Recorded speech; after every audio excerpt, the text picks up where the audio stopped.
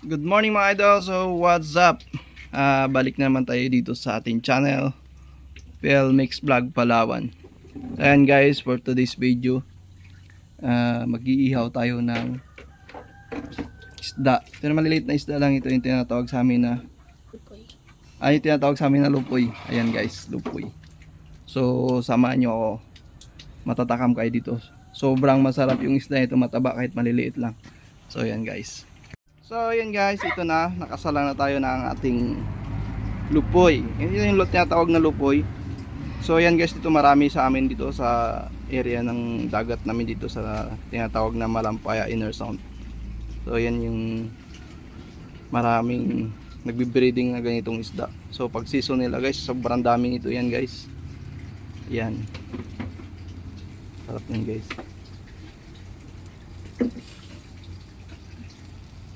Ito yung ulam namin sa lunch ng aking anak. Kasi si Commander laging wala dito, nasa trabaho. Habang wala pa akong trabaho, ako muna yung tigasin dito sa bahay. Ayan. Ayan guys, oh, takam na guys. Takam na. Oh, yan guys.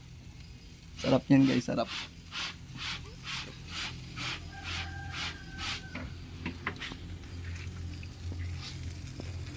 At dahil wala tayong food tong, magkakamay-kamay lang tayo guys sa pagbabaliktad.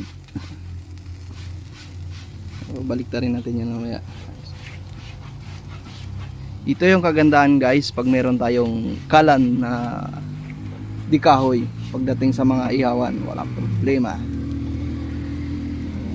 Hindi na yung mga problema pauling-uling.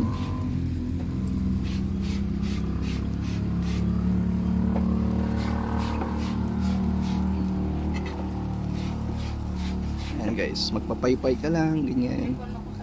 May aluto na yan guys.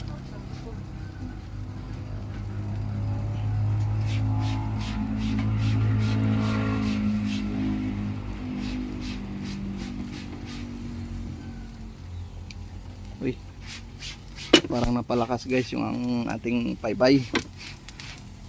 Nag-apoy-apoy na. Magiging ano na yung lasa niyan.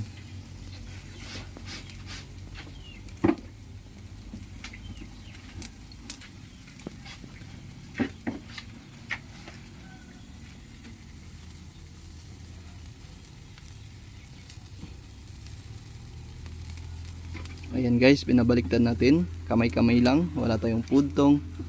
Ay, nahulog guys.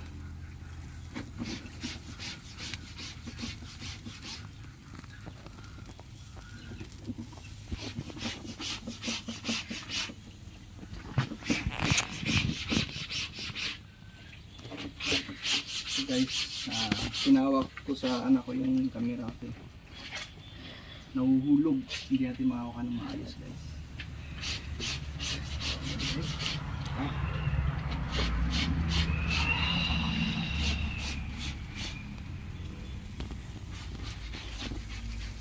Ayan guys, pag nakikita nyo, wow, kulay pa lang ng inihaw natin guys, matakam ka na.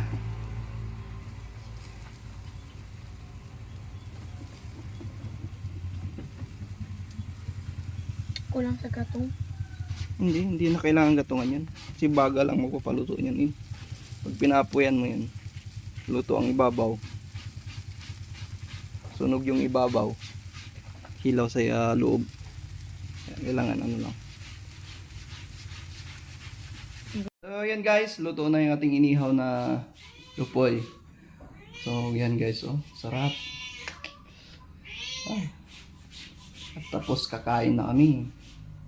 Ayan yung kasama ko dito sa bahay.